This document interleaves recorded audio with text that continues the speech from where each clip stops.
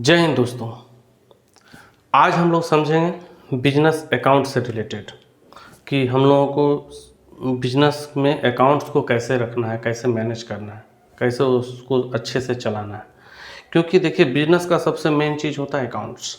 अगर आपका अकाउंट्स नहीं अच्छा होगा तो आप हर तरफ से नुकसान करेंगे। गवर्नमेंट का टैक्स में भी प्रॉब्लम आएगा, गवर्नमेंट की तरफ से भी प्रॉब्लम आ सकता है, आपके बिजनेस में नुकसान भी हो सकता है। काम चल रहा, बहुत अच्छा काम हो रहा, सब तरफ से फ़ायदा समझ में आ रहा, सब कुछ आ रहा, लेकिन आपके हाथ में कोई मार्जिन नहीं दिख रहा। आपका हर महीना कुछ ना कुछ अमाउंट शॉर्ट हो जा रहा है, कुछ ना कुछ अमाउंट कम पड़ जा रहा है, और पेपर आपका अपडेट नहीं हो पा रहा, टैक्स में ठीक से अपडेटिंग नहीं मिल पा रहा है अकाउंट्स का। इसीलिए अकाउंट्स को मैनेज करना बहुत ज़रूरी है।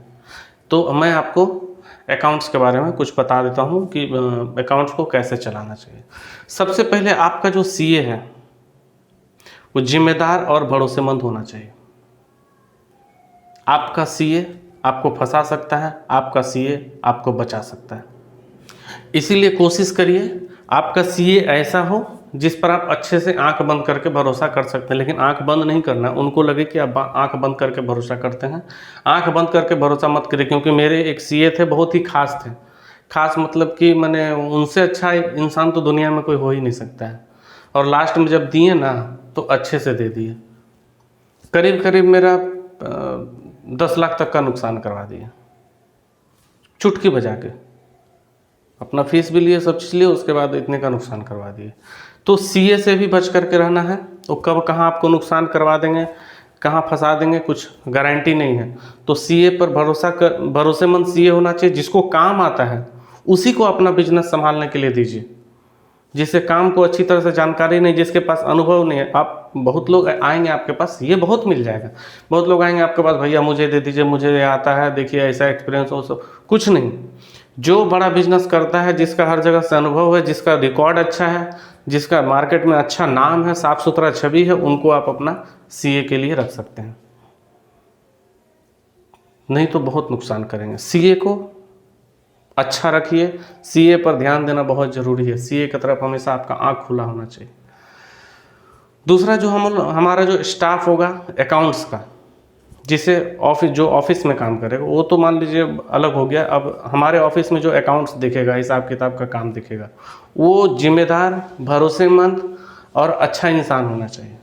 उसे काम समझ में आना चाहिए। कुछ भी अगर समझाएं तो एक बार में समझ में आ जाए। ऐसे नहीं कि कोई चीज़ के बारे में, किसी चीज़ के बारे में 4 बार समझाना पड़ रहा तो उनको समझ में। ऐसा लोगों को अपना ऑफिस में अकाउंट्स देखने के लिए मत रखिए। ऑफिस का हिसाब किताब अकाउंट्स देखने के लिए जिस स्टाफ को भी रखें, उसको जो भी आप समझाएं एक बार में समझ में आना चाहिए। 5 अमरूद आया था, 10 बिक गया, 6 बचा, क्या हुआ नहीं हुआ, ये सारा चीज़ एक बार में समझ में आना चाहिए। वो नहीं कि भैया भैया भैया, मेरा चाचा है, फूफा है, मौसा, कोई नहीं। ऐसे लोगों को रखिए, जिम्मेदार लोगों को, जो लापरवाही ना करे। आपका बिजनेस का हिसाब जो भी है उसको अच्छे से संभाल करके चलाएं और जिम्मेदारी से चलाएं। दूसरी बात, हर रोज़ रात को, आज दिन भर सुबह से लेकर के शाम तक क्या टर्नओवर हुआ है, क्या खर्चा हुआ है, क्या सामान खरीदा है, क्या बिका है, क्या सेल परचेज है, हर चीज़ को आप रोज़ चेक करिए। अगर मान लीजिए आज दिन से लेकर के रात तक, सुबह से लेकर के शाम तक, रात तक जो भी सेल परचेज हुआ है, अगर रात को 12-1 बजे तक आपका हिसाब हो रहा, तो ऐसा करिए कि अगले दिन सुबह जब आप आएँ तो सबसे पहले कल वाला हिसाब को चेक करें। रोज़ का अपना रूटीन बनाइए, रोज़ का ये जिम्मेदारी बनाइए। अगर आप हिसाब चेक नहीं करेंगे प्रॉब्लम हो जाएगा। कुछ कैश शॉर्ट पड़ा, क्या हुआ, कम ज़्यादा कुछ भी इधर उधर बचेगा, वो लेके चला जाएगा पॉकेट में। कैश शॉर्ट होगा, बोलेगा सर शॉर्ट हो गया, मुझे नहीं पता कहाँ गया। अगर आप रोज़ चेक करेंगे तो रोज़ का तो उसे याद होगा ना, कहाँ शॉर्ट हुआ, कहाँ ज़्यादा हुआ, क्या हुआ नहीं हुआ, किसका लिखा नहीं लिखा, कुछ चीज़ आपको याद है, कुछ उनको याद है। तो इस तरह करके आप पर डे हिसाब लेना बहुत ज़रूरी है। दूसरी बात, हिसाब जो है वो डे और मंथ एक फॉर्मेट कंप्यूटर में बनाइए, एक्सेल का या टैली का अपना एक फॉर्मेट बनाइए, और उसी फॉर्मेट में हिसाब रोज़ का रेडी हो। 2 तरह का हिसाब रखिए, एक पर डे वाला और एक मंथली। पर डे का कि पर डे क्या खर्चा हो रहा, क्या एक्सपेंस है, क्या सेल हुआ, क्या परचेज हुआ, क्या ऑफिस एक्सपेंस हुआ, क्या एक्स्ट्रा खर्चा वगैरह है, वो सारा चीज़ को रोज़ बना करके आपके सामने रख दे। ऐसा एकदम फॉर्मेट होना चाहिए। फॉर्मेट ऐसा नहीं कि कुछ भी लिख करके आपको दिखा रहा, नहीं, फॉर्मेट में हर चीज़ फॉलो होना चाहिए। वो फॉर्मेट पर डे का भी होना चाहिए और मंथली वाइज भी होना चाहिए। पर डे का से मंथली बनाने में सुविधा होगा। अगर पर डे वाला आपका हिसाब बन रहा है तो मंथली बनाने में आपका बहुत सुविधा होगा उससे। और मंथली फिर स्टाफ का सैलरी जुड़ेगा, ऑफिस का रेंट है तो ऑफिस का रेंट जुड़ेगा, आप जहाँ मैन्युफैक्चरिंग करते हैं या जो भी आपका काम है उसका जो भी रेंट वगैरह लग रहा है वो सारा चीज़ जुड़ेगा। तो इस तरह करके उसका मंथली और डे वाइज दोनों हिसाब रखना है। इसका एक फॉर्मेट बना करके रखिए और उसमें हिसाब बनवाइए। और मंथली आपको हिसाब क्लोज भी करना है, हर महीने हिसाब को क्लोज करिए।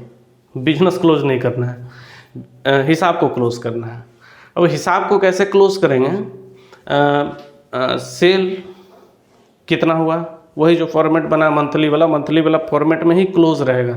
नीचे लिखा रहेगा इतने में ये बिजनेस क्लोज हुआ है, इतना बैलेंस बचा है। अब नेक्स्ट मंथ में वो बैलेंस अमाउंट चला जाएगा कि नेक्स्ट मंथ से ये बिजनेस फिर स्टार्ट हुआ है। ऐसे करके अपना फॉर्मेट बनवाइए। तो उसमें सेल रहेगा, सेल देखना है कि पूरा मंथ में क्या सेल हुआ है, पूरे मंथ में क्या परचेज हुआ है, मंथ एंड में स्टाफ सैलरी कितना गया है, एक्स्ट्रा एक्सपेंस कितना गया। मान लीजिए कभी कभी नाश्ता मंगवा लिए या गाड़ी पंचर हो गया या ऑफिस का कुछ काम आ गया, कुछ भी इस तरह का बहुत सारा काम होता है, उसमें एक्स्ट्रा एक्सपेंस आएगा। रेंट, क्या क्या चीज़ का रेंट कितना कितना गया, ये सारा मंथली में लीजिए।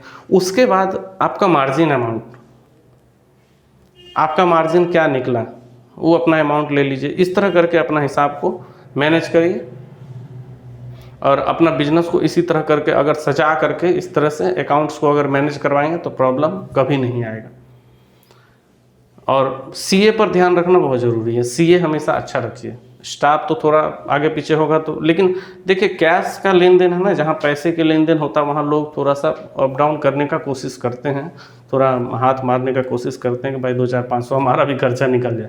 लेकिन ये सब चीज़ पे ध्यान देना है कि 1 रुपया भी नहीं निकले। ऐसा हिसाब का फॉर्मेट अपना बनाइए, ऐसा हिसाब का रखिए कि 1 रुपया भी नहीं निकले। क्योंकि जिसको खाने का आदत हो जाएगा ना, वो किस दिन कितना बड़ा खा जाएगा आपको भी पता नहीं चलेगा। जब आपको 500-1000 रुपया खा रहा तो पता नहीं चल रहा है, तो जिस दिन लाखों खाएगा तो आपको क्या पता चलने देगा। वो तो आदत हो जाएगा उसको खाने का, उसको पता है आप किस चीज़ पर ध्यान दे रहे हैं, किस चीज़ को इग्नोर करते हैं, उस चीज़ का फ़ायदा वो उठा लेगा। तो अपना कमजोरी स्टाफ को पता मत चलने दीजिए और रोज़ हिसाब लीजिए और समझिए सब चीज़ को। और पानी का तरह हर बिजनेस को क्लियर रखिए, सारा चीज़ को क्लियर रखिए, एकदम पानी का तरह रखिए, कहीं कोई प्रॉब्लम ना आए, स्टाफ पैसे का इधर उधर ना करे। तो मुझे आशा है कि ये बिज़नेस आपको अच्छी तरह समझ में आ गया होगा। आज के लिए धन्यवाद। जय हिंद।